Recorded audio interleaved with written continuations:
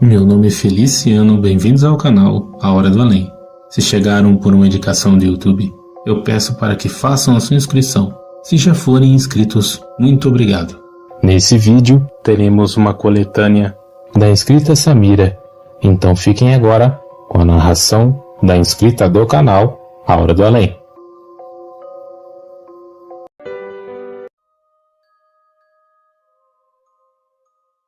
Olá, Feliciano, e a todos os inscritos do canal A Hora do Além. Aqui quem está falando é Samira, eu sou do Rio de Janeiro. E hoje eu vim trazer um relato para vocês que aconteceu numa casa que eu morei durante 40 anos. Na verdade, eu nasci e fui criada nessa casa, vivi durante 40 anos lá. Hoje já não vivo mais lá há 12 anos. Estou com 52 anos. Então, na época que eu morava lá, eu tinha mais ou menos por volta de 30 anos, há uns 34 anos. Lá, na verdade, era uma avenida, era uma vila de casas, de pequenas casinhas, uma de frente para outra. E de frente para minha porta morava um dos meus primos com a esposa e com a filha. E eu morava na minha casa com o meu marido e a minha filha, que tinha uma idade mais ou menos compatível com a idade da filha desse meu primo. E esse meu primo estava doente, ele estava com cirrose. E ele tinha tido alta do hospital e os médicos falaram que ele não poderia voltar a beber, teria que ficar fazendo os tratamentos que foram passados para ele. Então ele passava a maior parte do tempo na cama deitado. A esposa dele trabalhava fora e a filha ficava em casa também, né? Geralmente assistindo televisão, algo assim. Eu estava na minha sala com a porta aberta, de frente para a porta dele. Eu estava sentada numa cadeira e estava costurando à mão, fazendo bainha na calça do meu marido, costurando na mão. E por cima do meu óculos, eu vi passar, porque eu tinha escutado um barulhinho de passos. Passos, como vou te dizer, passos como se fossem de tamanco. E aí eu olhei por cima dos óculos, né, para ver quem estava entrando. E chegou alguém na casa do meu primo. Só que eu só vi, como eu vi por cima dos óculos, eu só vi da cintura para baixo. Da cintura para baixo era uma espécie de, como se fosse um sobretudo, um vestido, alguma coisa assim, preta, e uma bota preta. Só que no lugar dos cadarços da bota, eram correntinhas. E eram pequenas, a pessoa tinha um número muito pequeno. E aquilo fazia muito barulhinho, né? Aquele toque-toque. E entrou na casa do meu primo. Eu achei completamente normal, porque a filha do meu primo, né, a minha prima, ela tinha muitas amiguinhas que eram roqueiras, góticas, usavam esses estilos de roupas. Era normal visitas com esse tipo de vestimenta lá. Só que eu continuei costurando ali e não escutei voz de ninguém, não escutei barulho nenhum. E eu achei estranho, porque se fosse alguém chegando, obviamente que eu escutaria as conversas, escutaria alguém falando alguma coisa. A minha prima, né, a filha do meu primo falando, conversando, não escutei nada. E aí aquilo me chamou a atenção. Eu larguei o que eu estava fazendo, larguei a calça em cima da mesa, levantei e olhei para o quintal, para um lado ao outro, não tinha ninguém, estava todo deserto. E aí eu resolvi chamar na porta do meu primo. Eu chamei pela filha dele, né? Chamei o nome da filha dele 2 vezes e não fui respondida. A porta estava encostada. E eu não fui respondida por ninguém. Eu pensei, será que essa pessoa entrou aí dentro para roubar alguma coisa, mexer em alguma coisa? E aí eu resolvi entrar. Eu abri a porta com tudo e entrei na casa do meu primo. Olhei, não tinha ninguém na casa. Só mesmo o meu primo deitado na cama dormindo, com sono profundo, de barriga para cima, com aquela barriga grande, né, por conta da cirrose, dormindo, um sono profundo. Eu olhei tudo, olhei banheiro, olhei tudo e não vi aquela pessoa que tinha passado.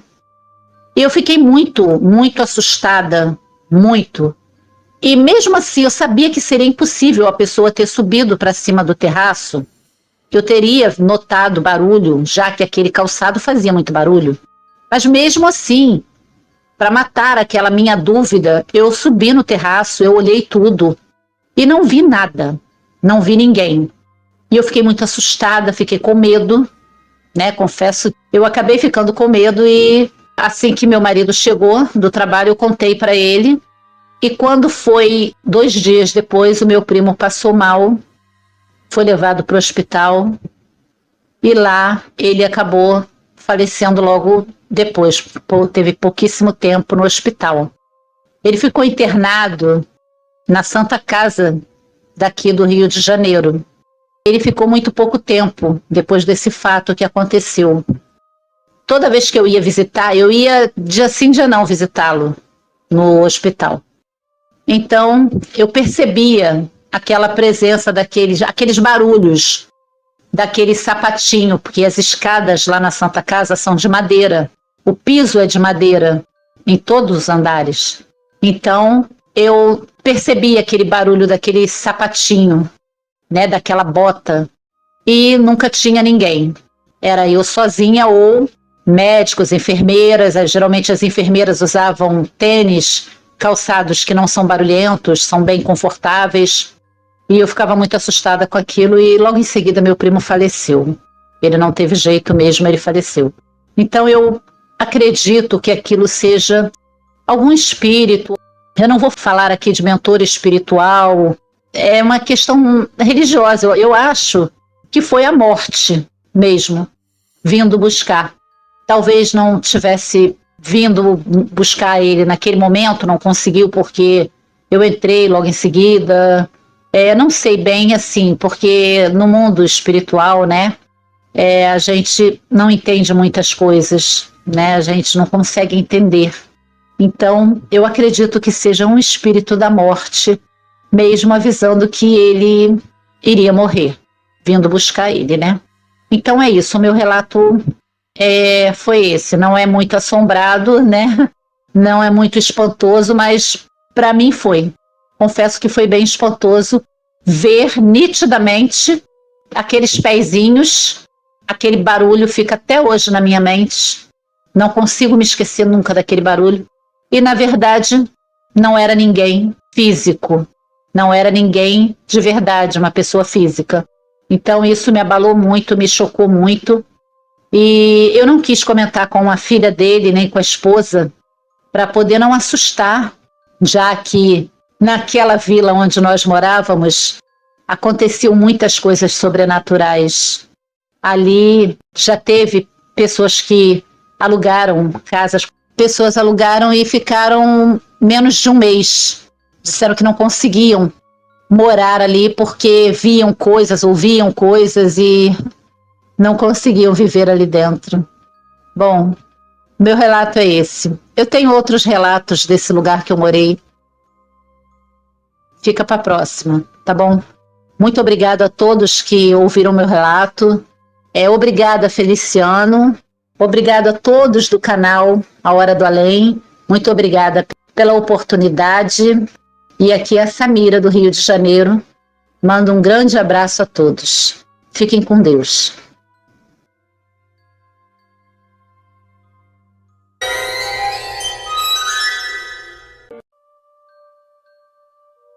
Olá, Feliciano, e a todos do canal A Hora do Além.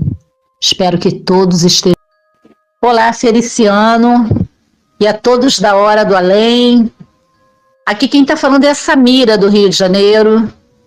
Eu trouxe outro relato hoje que aconteceu na casa em que eu morei durante 40 anos da minha vida. Hoje eu estou com 52 anos, tem 12 anos que eu me mudei dessa casa.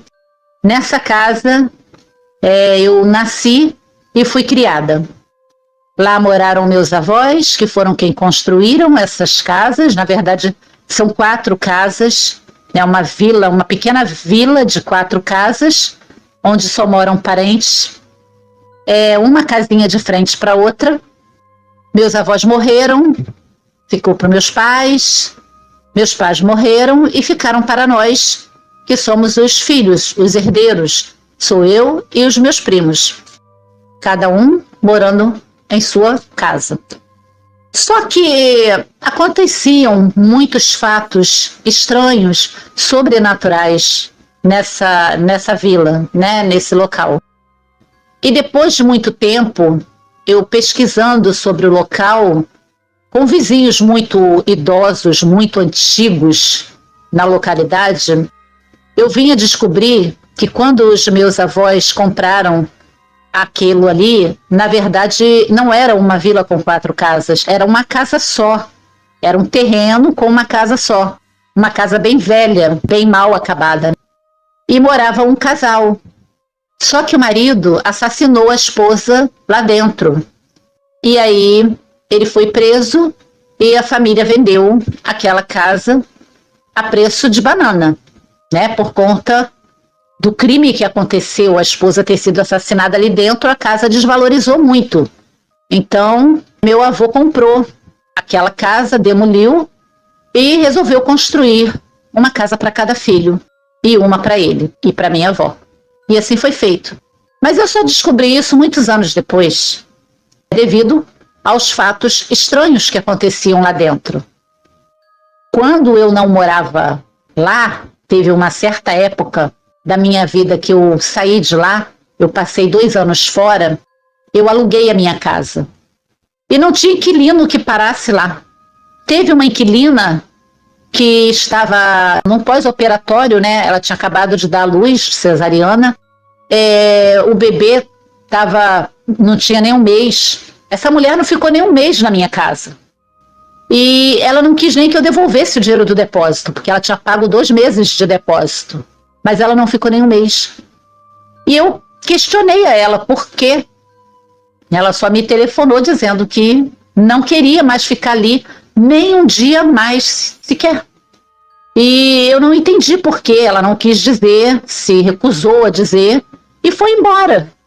E assim acontecia com outros inquilinos. E eu já imaginava que fosse algo sobrenatural, sim. Já imaginava. Mas muitos não queriam dizer. Talvez por ter vergonha de falar algo assim, a gente ri, né?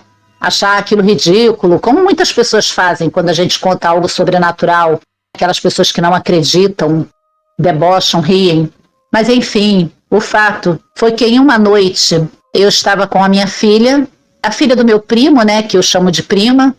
Estávamos na sala da minha casa, já passava das 10 da noite, e a gente estava vendo televisão, estávamos conversando, estávamos completamente nos divertindo, em tom baixo, né, para não incomodar os outros moradores, já que o ambiente não era muito grande, né, o quintal não era muito grande. Aí minha prima foi dormir, foi para casa dela, foi dormir. E ficou só eu, minha filha e meu marido. Nós estávamos já nos preparando para dormir também, e comecei a sentir um cheiro muito forte, mas muito forte de gasolina. E eu fiquei preocupada, eu falei, nossa, mas de onde está vindo esse cheiro de gasolina? Porque nós não tínhamos garagem, não tínhamos carro, e nós não tínhamos nenhum tipo de armazenamento de gasolina. Mas aquele cheiro estava muito forte no quintal, e aquilo estava incomodando demais, porque eu falei, parece que o cheiro está aqui dentro, parece que jogaram gasolina nas nossas casas. Aí nós resolvemos subir para o terraço para ver se, por acaso, meu primo ou um dos meus primos tivesse levado algum galão de gasolina para fazer alguma coisa lá em cima do terraço, porque tinham muitas ferramentas, era um lugar onde eles guardavam muitas ferramentas. E aí nós acendemos a luz da casinha de ferramentas que tinha lá em cima do terraço e nós percebemos que o cheiro também estava ali dentro, bem forte. Nós procuramos tudo, não achamos nenhuma gasolina, não achamos nada derramado, não tinha nenhum animal que pudesse dizer, o animal estava ali e derramou alguma gasolina. Não tínhamos animais, não tinha nada. Misteriosamente, algum tempinho atrás, antes desse fato, foi tendo uma mancha de umidade na parede dessa casinha de ferramenta, foi se formando uma mancha de umidade que não tem explicação pelo fato de não ter nada atrás da parede que pudesse justificar essa umidade. E essa mancha foi crescendo e foi formando uma cruz, um crucifixo. Nós vimos aquilo e ficamos, assim, perplexos, porque era como se alguém tivesse molhado ali com um pincel em forma de cruz. E aquela mancha permaneceu por muitos anos, ela deve estar lá até hoje.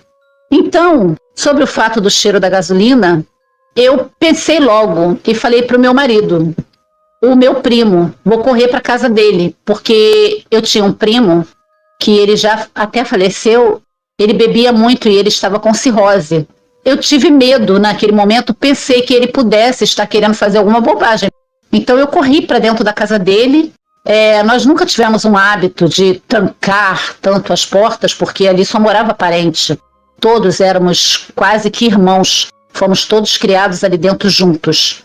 Então tínhamos total liberdade de um entrar na casa do outro. Então eu abri a porta e a minha prima já estava deitada, só que não tinha dormido. E eu chamei ela. Eu falei, pelo amor de Deus, olha, vê teu pai, vê se ele tá com alguma gasolina. Ela falou, não, meu pai tá dormindo. Eu falei, tem certeza que não tem nenhuma gasolina aí? Aí ela falou, não, e que cheiro é esse? Eu falei, é de gasolina. Aí ela falou, meu Deus, o cheiro tá muito forte. Eu falei, gente, pelo amor de Deus, ninguém fuma um cigarro, ninguém acende fósforo, ninguém faz nada, porque a gente não sabe o que tá acontecendo. E aí eu bati na porta dos outros primos e todos ficamos no quintal, tentando descobrir. Abrimos os ralos, né, do quintal, e não eram os ralos. Vimos tudo e a gente não descobriu de onde vinha aquele cheiro de gasolina.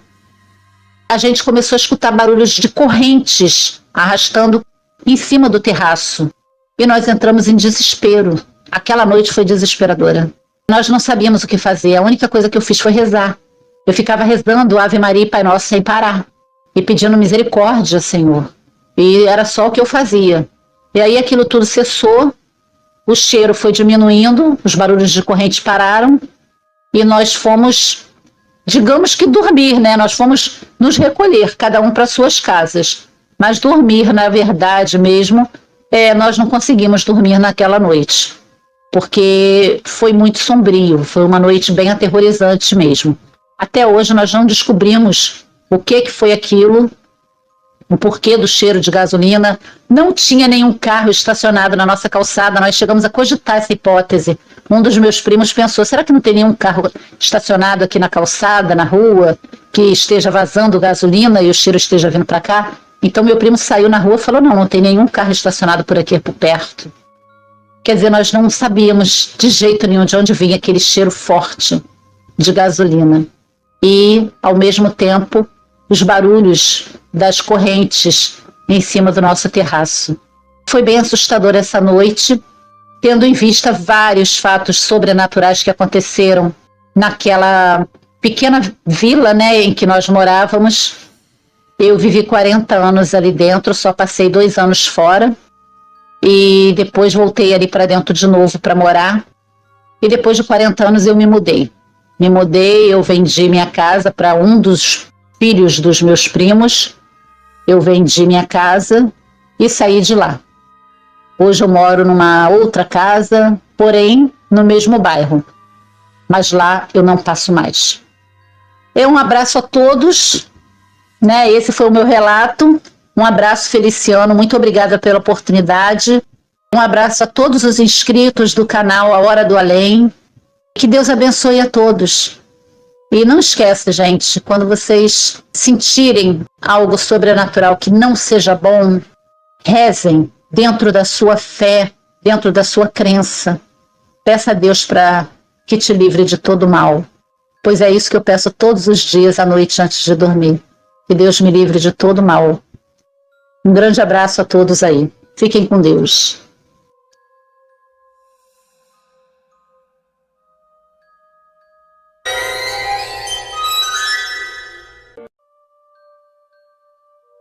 Olá, Feliciano, e a todos do canal A Hora do Além. Espero que todos estejam... Olá, Feliciano, e a todos do canal A Hora do Além. Aqui quem está falando é a Samira, do Rio de Janeiro. E hoje eu trouxe para vocês um relato que não se trata de intolerância religiosa, nem de uma religião e nem de outra. Se trata, sim, da falta de caráter da pessoa, da hipocrisia do ser humano. Até que ponto o ser humano pode chegar para fazer a maldade às pessoas e a capacidade que o ser humano tem de colocar uma máscara e, de repente, deixar essa máscara cair. Eu vou começar meu relato dizendo que eu moro no final da minha rua. Esse final da minha rua parece que é meio que separado da rua inteira, né? Devido a um cruzamento muito grande que tem aqui com semáforo, um cruzamento que inclusive já aconteceram vários acidentes com mortes e tudo. E o meu pedacinho de rua, um pedacinho que tem mais ou menos por volta de umas 10 casas ao máximo, é um pouco escuro, né? Só não é muito silencioso, devido à vizinha que mora de frente para minha casa. Ela é uma vizinha que a filha dela montou uma igreja evangélica do lado da casa deles, sem registro, sem isolamento acústico, sem nada disso, né? Simplesmente colocou umas cadeiras, um microfone e fez de igreja. Não vou dizer aqui, né, a denominação da igreja porque não vem ao caso. E desde então, a mãe dessa vizinha, essa senhora ao qual é o personagem principal do meu relato, essa senhora, ela deve ter por volta de uns 68 anos, alcoolizada, usuária de drogas e com alguns comportamentos, digamos, promíscuos. Ela, desde então, se intitulou evangélica, mas não deixou de fazer nenhuma das práticas que ela fazia anteriormente. Vida mundana. E ela anda com a Bíblia debaixo do braço durante o dia, frequenta os cultos, que geralmente são às 7 horas da noite, terminando às 9, 9h30, são mais ou menos umas 3 vezes por semana, e prega para as pessoas, mesmo sem saber ao menos o que está falando, porque essa igreja tem pouco tempo aqui, tem por volta de uns 3 meses, que é justamente esse tempo que ela tem, entre aspas, de conversão. Prega para as pessoas. Quando ela está alcoolizada, ela fala em línguas, dizendo que está com o Espírito Santo, né? Para quem é evangélico, está ouvindo o meu relato, deve entender mais ou menos do que eu estou falando. Eu moro aqui há 13 anos nesse endereço. E desde que eu me mudei para cá, eu nunca gostei dessa vizinha. Sou muito franca nos meus sentimentos. Não tenho nenhum problema em falar sobre os meus sentimentos. Porque eu sempre consegui vê-la por dentro, enxergar o que ela é por dentro. Ela engana todo mundo, mas a mim ela nunca me enganou. E eu sempre falava isso para o meu marido, para a família do meu marido, para alguns parentes dele, né, tia, tio. E eles falavam para mim, que nada, ela é só uma mulher muito humilde e alcoolizada. Eu falei, não, eu conheço muitas pessoas que são ainda mais humildes do que ela e não tem o índice da maldade que essa mulher tem. Eu consigo ver essa mulher por dentro. Eu sempre falava isso e as pessoas nunca acreditavam em mim, sempre me desacreditaram. É como se eu estivesse jogando palavras ao vento. Só que eu conseguia ver aquilo, a ponto dela notar, dela perceber. E uma vez, quando eu passei com meu marido, ela estava um pouco alcoolizada, não estava totalmente, ela falou para o meu marido assim, eu conheço você desde pequeno, e você sempre foi uma boa pessoa, mas a sua esposa, ela não gosta de mim, ela tem um pé atrás comigo. E eu falei para ela, me desculpa, mas eu não converso com pessoas alcoolizadas. Eu realmente tenho sim. Eu consigo te enxergar. E desde então, eu plantei ali uma inimiga, um desafeto. Só que eu também não tenho medo disso. Eu não tenho religião, mas eu tenho crenças. Tenho práticas religiosas, porém eu não tenho uma religião definida, digamos assim. E me protejo. A minha maneira, mas me protejo. Então, por conta de alguns acontecimentos que não tem nada a ver com essa vizinha, acontecimentos em relação à falta de segurança nesse meu pedacinho de rua aqui, eu resolvi instalar algumas câmeras do lado de fora do meu portão, né, no entorno do meu muro. Essas câmeras gravam né? Elas não só passam imagens, como elas têm cartão de memória que grava tudo o que acontece durante o dia e a noite, a madrugada toda. Elas gravam constantemente. E um dia, eu acordei de manhã, eu sempre acordo muito cedo, acordei por volta das 5 horas da manhã, e eu tenho o hábito de, quando tomar o café da manhã, eu tomar o café assistindo as imagens da câmera do que aconteceu de madrugada. Algumas coisas eu acelero, né? As imagens para ver se teve algum movimento diferenciado, né? Durante a madrugada, e fico observando. E eu peguei na imagem da minha câmera essa mulher fazendo uma espécie de um ritual na porta da vizinha do lado da casa dela. Do lado tem a igreja e do lado da igreja tem a porta de uma outra vizinha. Ela colocou alguma coisa que estava no bolso dela, espalhando como se fosse um pó, espalhando em todo o entorno da porta dessa vizinha, em toda a entrada da porta dessa vizinha. E depois ali ela começou a fazer uma espécie de uma reza. Não dava para ouvir, embora a minha câmera tenha áudio também. Mas como ela estava falando bem baixo, né, eu não consegui captar esse áudio. Mas o vídeo foi nítido. E ela estava ali fazendo algum tipo de oração, alguma coisa, e daqui a pouco ela começou a fazer gestos com os braços, com as mãos, como se estivesse dançando, como se estivesse fazendo alguma espécie de dança, invocação, alguma coisa nesse sentido.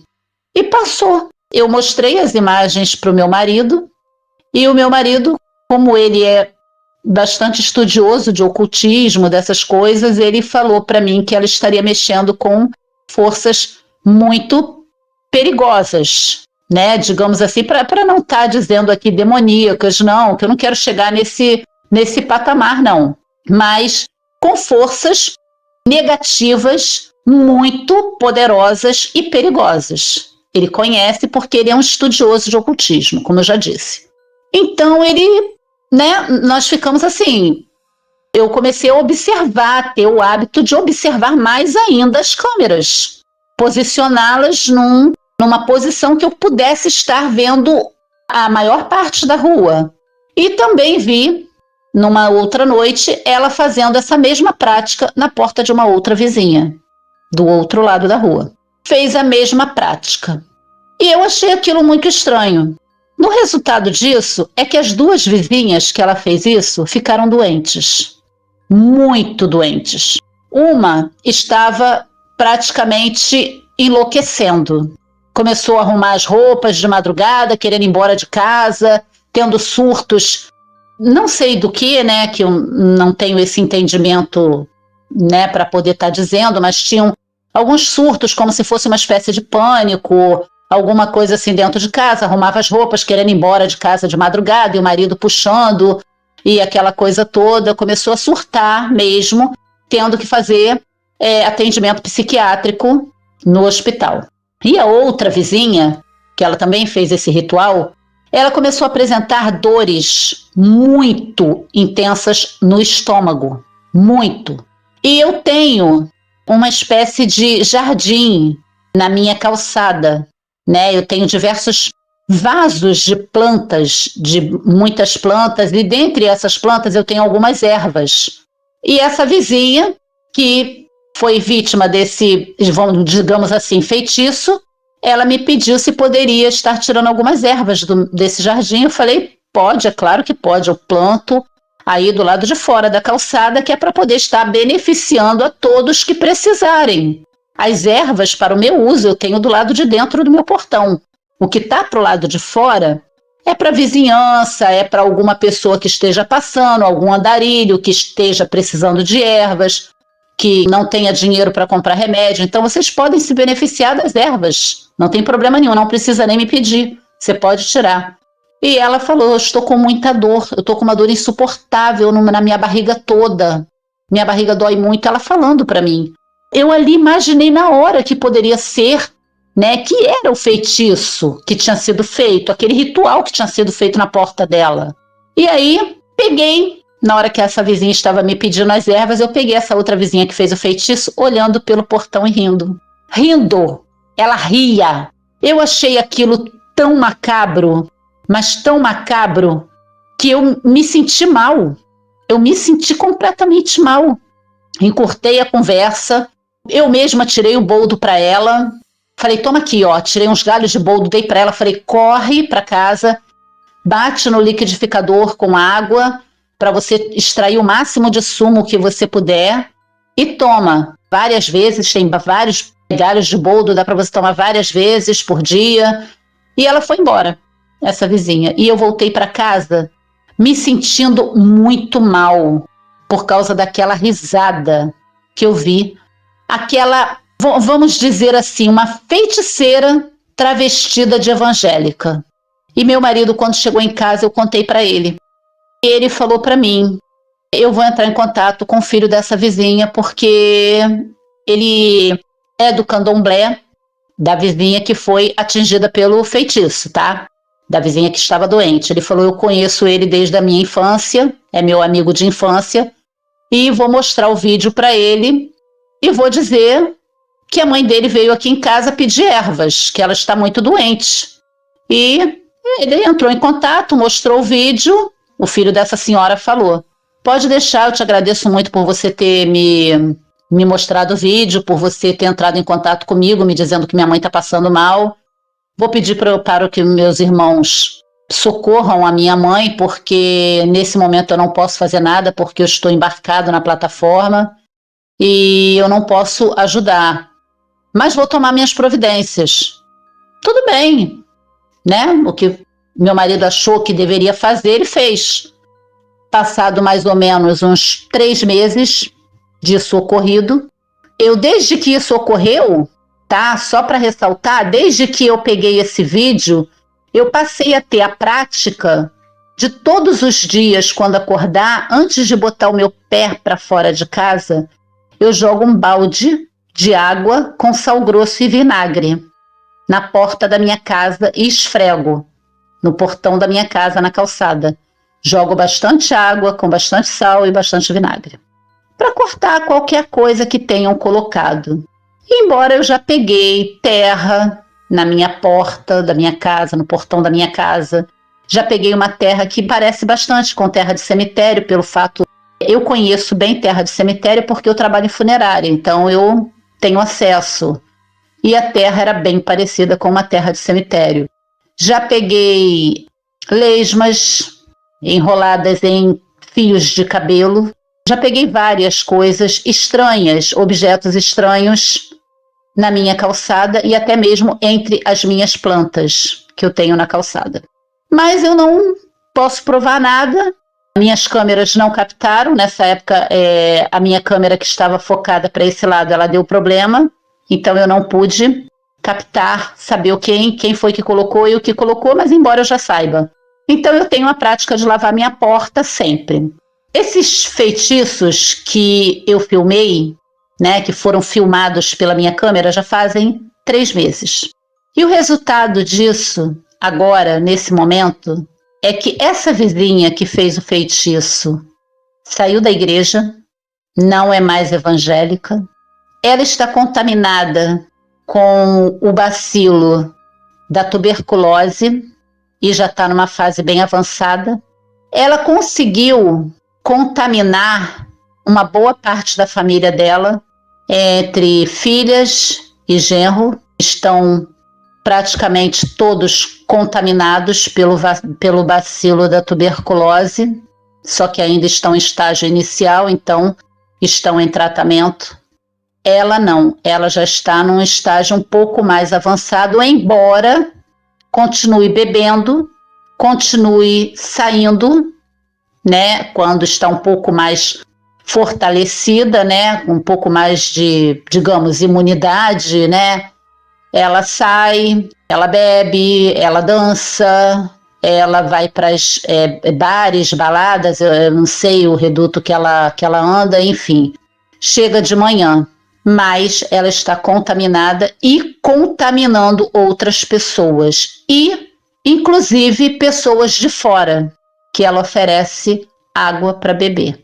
Quando está muito calor, que aqui no Rio de Janeiro Mesmo estando na época de outono, os dias são muito quentes, as tardes são muito quentes, e esses trabalhadores, varredores de rua, os garis, correios, entregadores, ela sempre oferece um copo d'água para eles.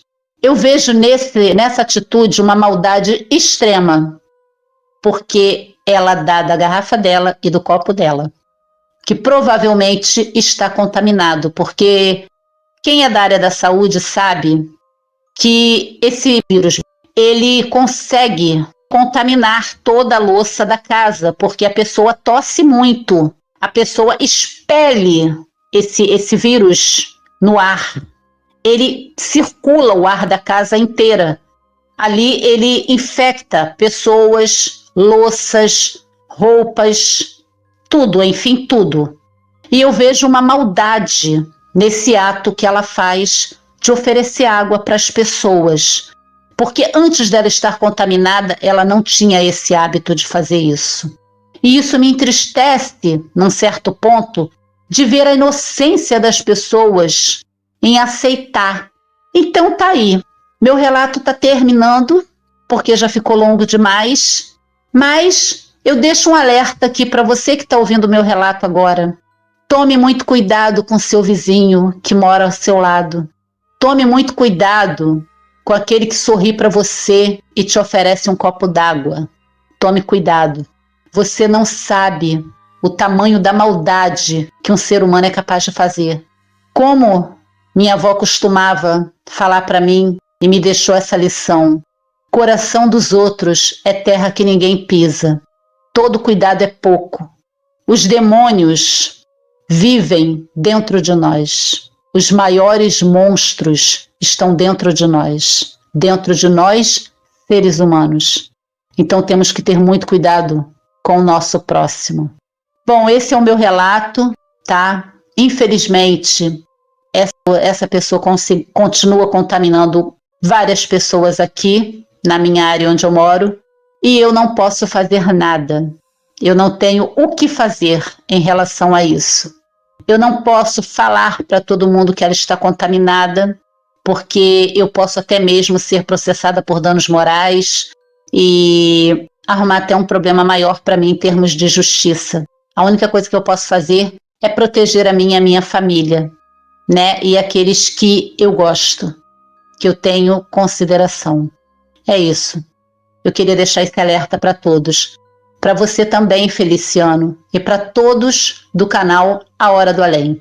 Um grande abraço a todos, paz e luz. É da Samira, do Rio de Janeiro.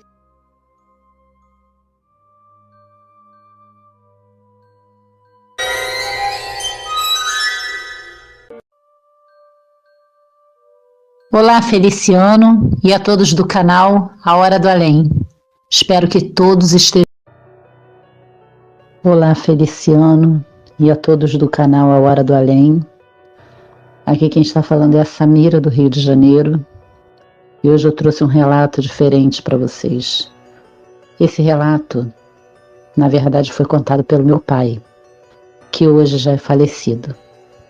Há mais ou menos 55 anos atrás, meu pai, meus tios e os meus avós paternos eram imigrantes. Eles estavam fugindo da guerra. Então eles passaram por alguns países. E entre esses países eles passaram pelo México. Segundo meu pai, foi o melhor país que eles já passaram. Foi um país muito acolhedor. E no México, eles moraram bem próximo à casa de um senhor que meu pai logo fez amizade. Um casal, na verdade. Já não tão jovens, já um casal de meia idade. Tinham uma filha jovem. O casal vivia bem, gostavam muito dessa filha. E vou chamar o senhor aqui de senhor Ramírez. A filha conheceu um brasileiro que estava tirando férias lá no México. E logo se apaixonaram, tão pouco tempo, e começaram um namoro. Só que esse brasileiro precisava voltar para o Brasil. E ele não tinha a menor intenção de morar no México. porque segundo ele não tinha se afinizado ao país, não tinha gostado do país. Então, ele disse para ela que se ela quisesse ficar com ele, ela teria que vir para o Brasil. E aí eles ficaram se comunicando por cartas. Na época não existia internet. Eles ficaram se comunicando através de cartas, aquele namoro por cartinhas, e logo decidiram que ela iria para o Brasil se casar com ele. E ela veio para o Brasil se casar. Os pais ficaram um pouco tristes, mas não puderam fazer nada. E ela veio para o Brasil, casou com esse homem e ficaram vivendo aqui. Os pais ficaram sozinhos lá no México. Passou um pouco tempo, os pais já estavam com uma certa idade. O pai dela veio a ter um AVC e faleceu. A mãe ficou sozinha e começou a apresentar também alguns problemas de saúde, porque a idade já estava pesando bastante para ela. Uma senhora sozinha no México, e a filha, inconformada, pedia ao marido que trouxesse a mãe para o Brasil para viver com eles. O marido, meio relutante, não querendo, acabou sendo convencido. Porém, um fato aqui que eu não mencionei é que esse marido, esse brasileiro, ele era um homem abusivo. Eles ainda não tinham filhos. Ele era violento com a esposa, agressivo, tinha problemas com álcool, ao mesmo tempo que aos domingos ia para a igreja. E durante a semana ele bebia, agredia a esposa, física e verbalmente, e ela nunca contou para a mãe. Nunca. Ela sempre relutou muito em contar para os pais esse tipo de problema, porque ela sabia que isso atingiria muito aos pais. A casa tinha 2 quartos, então, como eles não tinham filhos, o outro quarto ficaria para a mãe dela. E essa senhora ficou muito feliz e arrumou as malas e foi, enfim, para o Brasil, morar com a filha. Só que essa senhora, ela era devota de uma entidade muito popular no México, que aqui no Brasil é chamada de Santa Morte. É uma entidade, assim, extremamente popular no México. Tem muitos devotos. E ela era uma delas. Tinha um altar, tinha a imagem dessa divindade, dessa entidade. Ela cultuava essa entidade com toda a sua fé. E ela colocou em uma das malas a imagem e alguns pertences do altar e trouxe para o Brasil. Dentro do quarto dela, ela montou um altarzinho para Santa Morte, que afinal era a fé dela. O genro nunca gostou. Então houve muitos problemas, muitas brigas, muitas discórdias devido à fé dela. E ele sempre insistindo que ela deveria jogar aquele altar fora, acabar com todas aquelas imagens, aquela devoção. E aí ele começou a inventar que estava vendo vultos pela casa, vendo imagens demoníacas pela casa, vendo entidades perseguindo ele pela casa. Só que isso nada mais era do que efeitos do álcool, porque ele bebia muito. E também uma desculpa para fazer a sogra se desfazer das coisas que ela tinha fé. E ele implicou muito com isso. E ele falou para a filha, olha, ou a sua mãe se desfaz do altar, joga tudo fora, ou eu vou mandar ela de volta para o México. E lá ela vai morrer sozinha. E a filha, com muito medo da mãe ser mandada de volta para o México, conversou com a mãe. E a mãe, muito triste, se desfez do altar de Santa Morte. Jogou tudo fora, chorando muito, muito triste, porque mesmo se desfazendo daquilo, era a fé dela, era a crença que ela tinha. Ela era uma devota, de verdade. E ela prometeu, jogando o altar fora, ela falou, Santa Morte, me ajude, porque eu estou sofrendo muito em não poder mais te cultuar. E ela jurou que o genro pagaria por aquilo. Ele era abusivo com a sogra também, porque ele sabia que ela não tinha para onde ir, a não ser voltar para o México e viver sozinha para o resto da vida. Ela já era bem idosa. Nesse meio tempo, quando ela se desfez do altar, ele continuou bebendo, sendo um homem abusivo de sempre, e aos domingos ia para a igreja como se nada tivesse acontecido. E aí, de repente, ele começou a apresentar problema nas pernas. E a esposa dele falou: isso é devido à bebida, porque você bebe muito. Só que começaram a abrir feridas na perna desse homem. E aí ele teve que ir para o hospital, porque ele já não estava conseguindo ir trabalhar. Chegando no hospital, foi diagnosticado que ele tinha diabetes. E aí foi feito todo o procedimento, ali naquelas feridas foram aplicadas insulinas, injeções, tratamento para diabetes, só que a diabetes dele estava muito alta. Uma das pernas não pôde, não teve jeito, teve que ser amputada. E, posteriormente, a outra perna foi amputada também. E aí ele já não pôde mais trabalhar, ficando numa cadeira de rodas. Mesmo com a cadeira de rodas, ele ia para o bar beber. O bar ficava bem próximo à casa dele, ele ia beber. Mesmo estando sob efeitos de remédios, devido às doenças que ele teve, ele mesmo assim bebia. E aí ele começou a dizer que via a imagem de Santa Morte em todo lugar, que via entidades que diziam que vinham buscar ele, que iam levar ele e tudo aquilo, e a esposa dele falava: isso é porque você está bêbado. E ele falava: não, não é isso. Quando eu não bebo eu também vejo. E a esposa nunca acreditou, sempre achou que fosse implicância para atingir a mãe dela, por ele ser um homem muito abusivo. Depois que ele amputou as duas pernas, não demorou muito tempo, e esse homem teve um AVC, só que foi um AVC fatal. Ele não teve jeito, foi levado para o hospital e logo morreu. Ficou uns 2 dias no CTI e morreu. Enfim, a mãe e a filha se livraram de um homem extremamente abusivo, de um homem violento, de um homem alcoólatra. Mas eu não culpo o álcool por isso. Quando a pessoa, vamos dizer assim, ela é violenta, ela é abusiva, às vezes ela nem bebe, muitas vezes ela nem tem vícios. Isso já vem do caráter da pessoa, da índole ruim daquela pessoa. Então era isso que acontecia com esse homem. Bom, ele foi enterrado e logo em seguida a filha falou para a mãe: mãe, você pode voltar a cultuar a Santa Morte, porque se hoje eu me livrei de um homem abusivo, foi graças a ela. Eu tenho certeza que foi por ela. E aí ela contou para a mãe tudo o que ela passava antes da mãe vir para o Brasil. Ela falou que apanhava muito daquele homem, que ela muitas vezes era obrigada a se deitar com ele, vamos dizer assim, a manter relações sexuais com ele, mesmo quando não queria. Ela era obrigada. Ele era abusivo até mesmo verbalmente com ela. Ele xingava, falava dos defeitos físicos dela e debochava.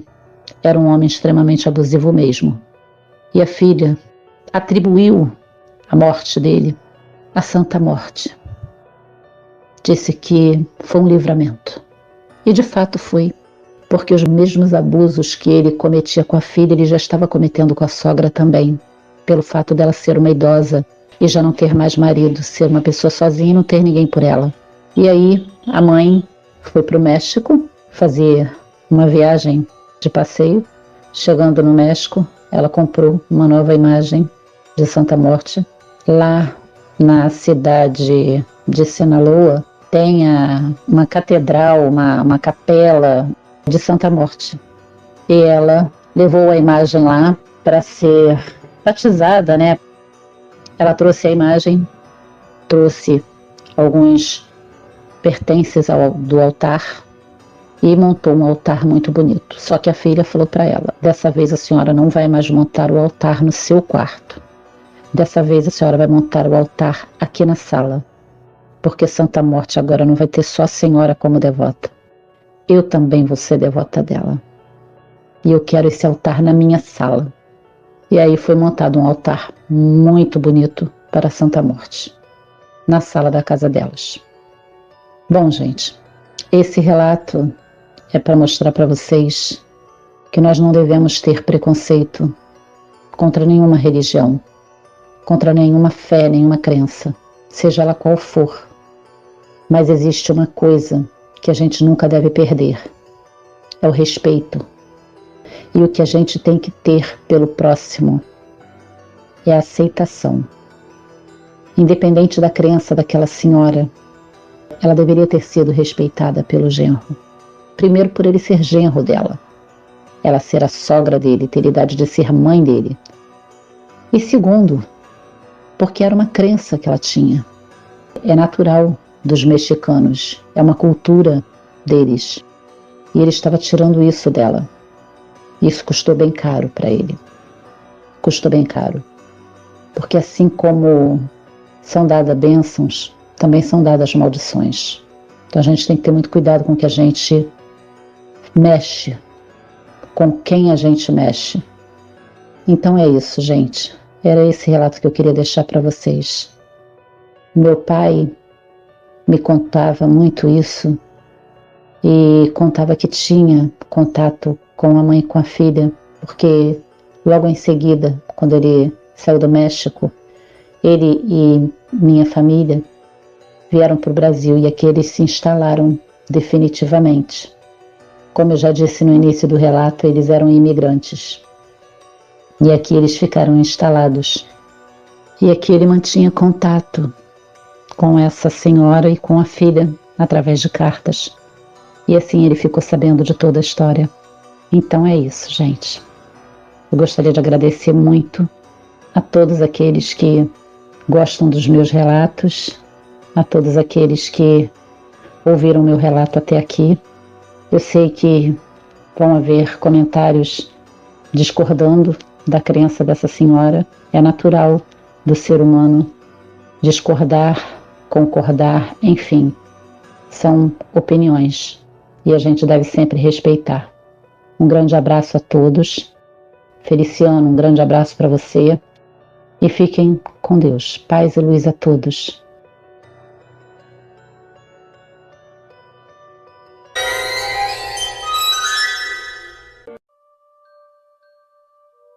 Olá, Feliciano, e a todos do canal A Hora do Além.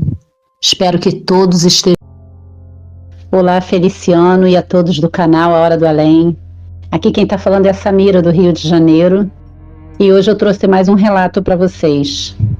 Esse relato se passou há pouco tempo, na família do meu marido. É uma tia dele, vou dar o nome aqui de Sandra. A Sandra se converteu a uma religião que acho que não precisa eu ficar mencionando aqui, para não ter polêmicas no canal, mas ela começou a ter uma extrema intolerância a qualquer outra religião que não fosse a dela. Eu passei por um período muito difícil na minha vida, com um problema de saúde, e estava muito vulnerável, apegando a tudo que eu acreditava, para poder ficar curada, para poder sair daquele poço que eu estava. E eu, fazendo muitas orações, andava com o terço na mão, dentro daquilo que eu acredito, pois eu sou uma pessoa espiritualista, acredito em muitas coisas, mas eu não tenho uma religião definida. E ela me telefonou para saber como que eu estava. E eu falei para ela: Sandra, estou me recuperando bem, graças a Deus.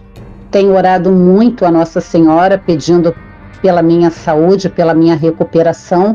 Nisso eu fui interrompida na minha ligação.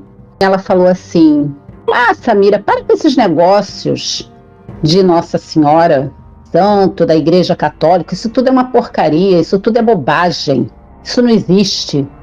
Fiquei meio chocada com aquilo, né, com aquela frase assim, tamanha repugnância que ela mostrou ali naquele momento pela minha fé. E eu acho que ela poderia ter tido um pouco mais de respeito, tendo em vista o meu estado de saúde, que era bem ruim, não era um estado de saúde bom. Ela tinha que ter respeitado isso, mas ela não respeitou.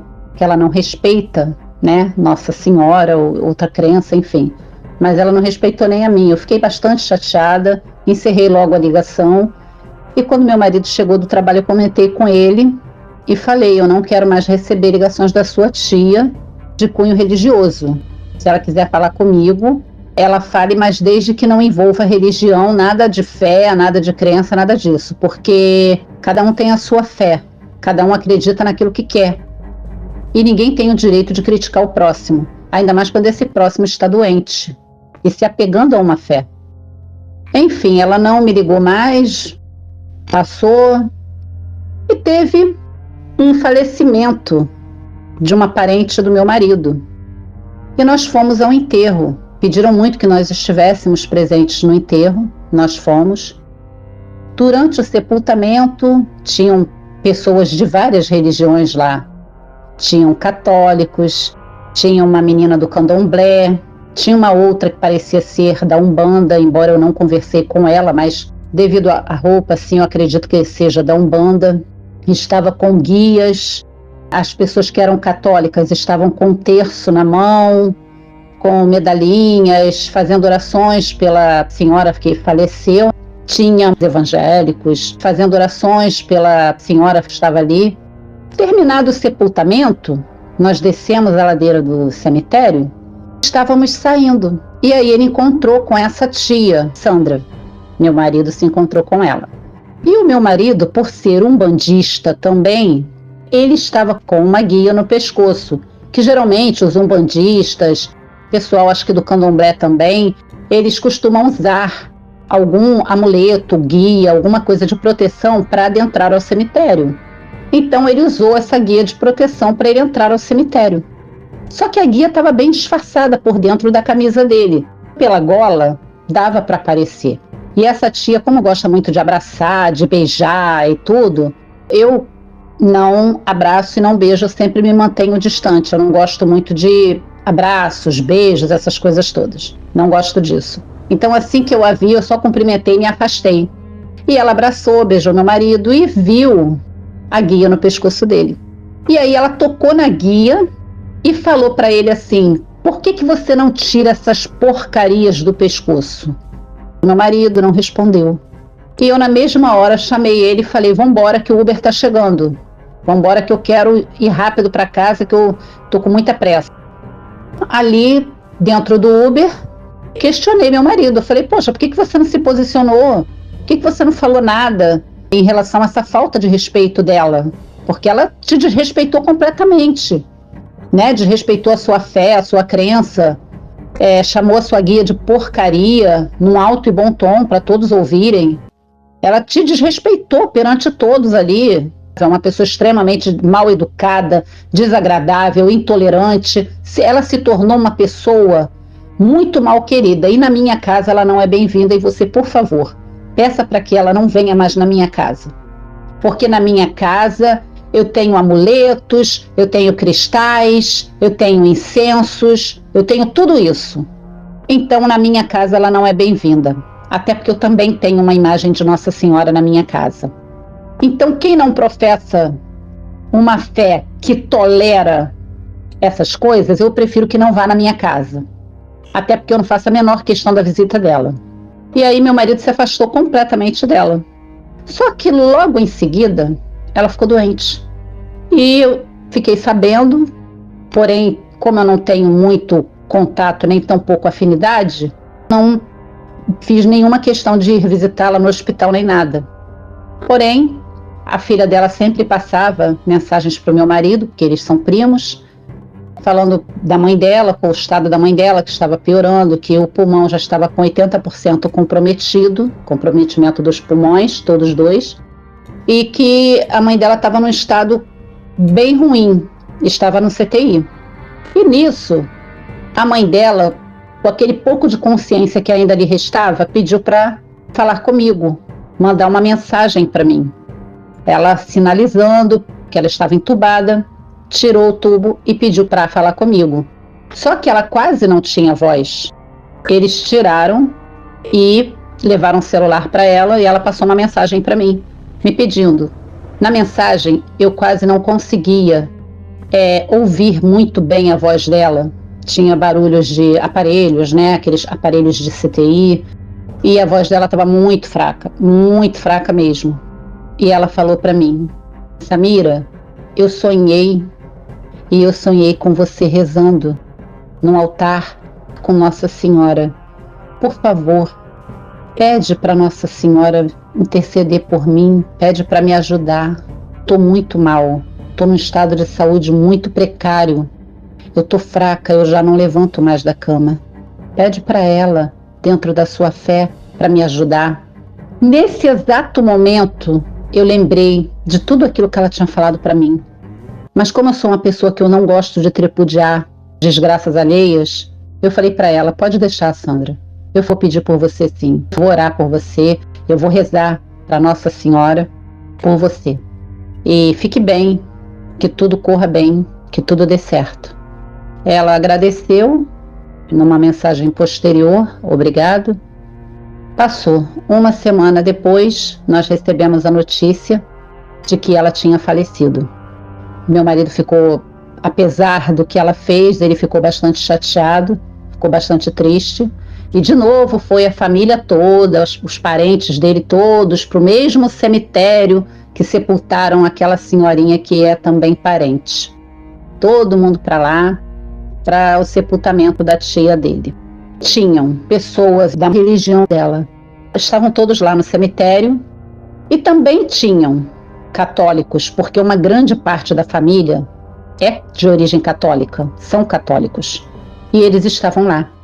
A outra sobrinha dela, que é uma católica fervorosa mesmo, teve a infeliz ideia de colocar na mão da Sandra um terço que ela tinha levado já para colocar na mão dela. Ela disse que tem o hábito de fazer isso com todo familiar que morre. Um homem da religião dela viu e falou, tire já isso daí.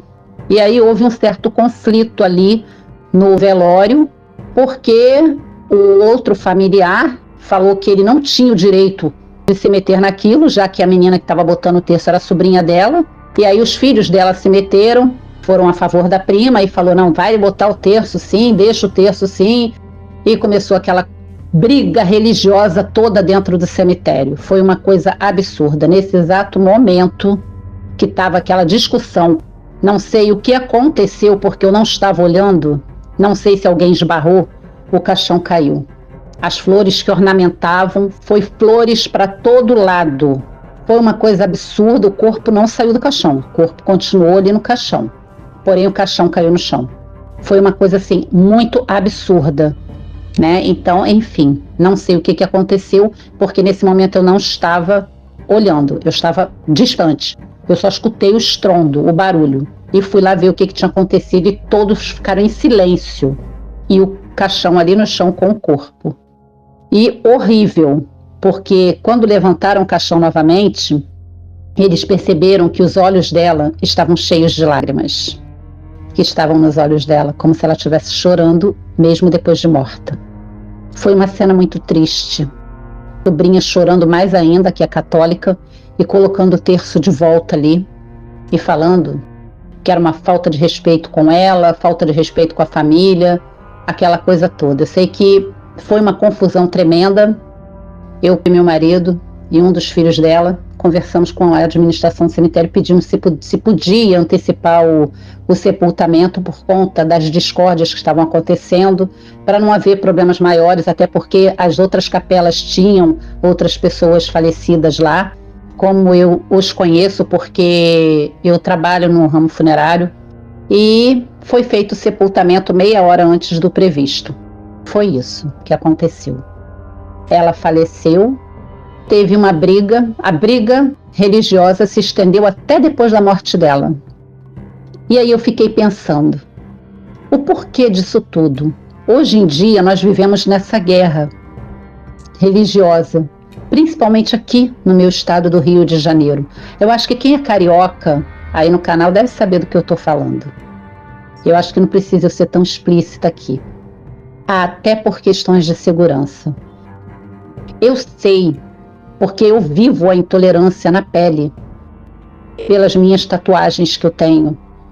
Eu tenho bastante tatuagem, e algumas ficam bem à mostra, principalmente dependendo da roupa que eu tiver. Eu tenho tatuagem de bruxa, de lua, de gato preto, As pessoas que são extremamente ignorantes, elas associam isso a demônios, acham que eu sou uma bruxa, que eu sou ligada à bruxaria, mas julgam, porque julgar o próximo é muito mais fácil do que julgar a si mesmo. E é isso que aconteceu com ela, com a tia do meu marido. Ela julgou tanto a gente que ela esqueceu de se cuidar, esqueceu de cuidar da sua própria vida, da sua saúde, e acabou falecendo. Isso fica de exemplo para todos que promovem intolerância religiosa e ninguém tem o direito de apontar o dedo para ninguém, porque quando a gente aponta um dedo para alguém, tem dois apontados para a gente. Um beijo muito grande para todos do canal, um abraço Feliciano, um abraço a todos aí, paz e luz da Samira do Rio de Janeiro. Inscritos, que fiquem com Deus. Samira do Rio de Janeiro, paz e luz a todos.